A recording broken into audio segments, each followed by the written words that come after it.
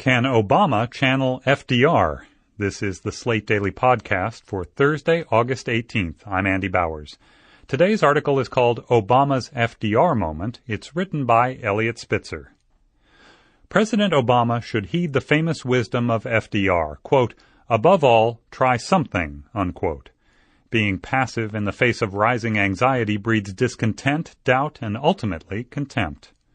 Interestingly, the president's one grand moment to date, his embrace of the plan to capture Osama bin Laden, emerged from a willingness to be bold, even when many of his advisers were counseling otherwise. He defied the more modulated approaches many military advisers recommended, and the payoff, both substantive and political, was huge. The president should take this lesson and apply it to his actions in the domestic arena. First, he should act dramatically to help the American homeowner.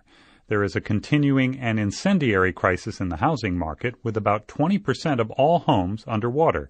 That is, the mortgage owed on the house is greater than the value of the house. This is dragging down our economy, creating a downward spiral of foreclosures and abandonment. The lack of mortgage reform also reminds every homeowner of the unfairness attached to the bailouts.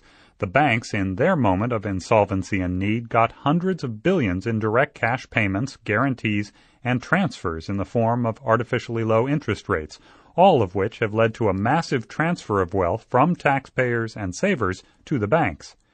Yet homeowners who have seen their primary asset drop in value have been given nothing at all by the banks and nothing meaningful by the president. The administration, in conjunction with the Federal Reserve, should insist that the banks, in return for all the taxpayer subsidies they've gotten and continue to receive, reduce any mortgage that exceeds the value of the house. Once it's established that the homeowner is underwater, other variables can be considered to determine how much the mortgage should be reduced. The income of the borrower, the year the mortgage was issued, the behavior of the bank in recommending the mortgage, or the culpability of the borrower in misrepresenting income levels. Borrowers with reduced mortgages would have more money to spend, thus boosting the economy and relieving the housing market of a huge overhang.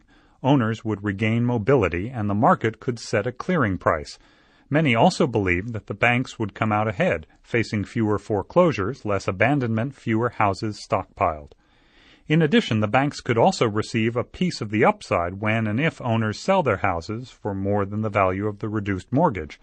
How much of the upside could be worked out with rules designed to encourage rational behavior by all parties. If the bank got 100% of the price above the value of the mortgage, there would be no incentive for an owner to charge more.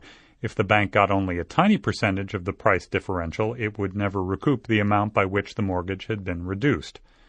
The opportunity is to force the banks to give the housing market a shot in the arm, while also allowing them to retain an equity stake that permits them to recoup any short-term loss. The critical point is this. The best way to revive the housing market is to help out the millions of Americans who are underwater on their mortgages. It is also the best way for the president to make it clear he is acting on behalf of the public at large. Second, the president should do more to help the American worker. He should establish a jobs program. Do the simple math. We are spending more than $110 billion annually in Afghanistan. Stop it. Or scale back to the sort of covert operations and drone war that is warranted. Savings? Perhaps about $100 billion per year. Use that money to create up to 5 million jobs at $20,000 each.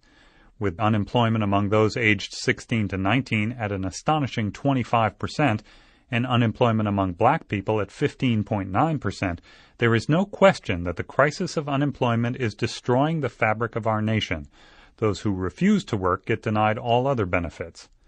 Put Jack Welch and Jeff Immelt, former and current CEOs of GE, in charge of using this labor well. Just as FDR did during the Great Depression, put these Americans to work in states, counties, schools, parks. Make them work, but pay them.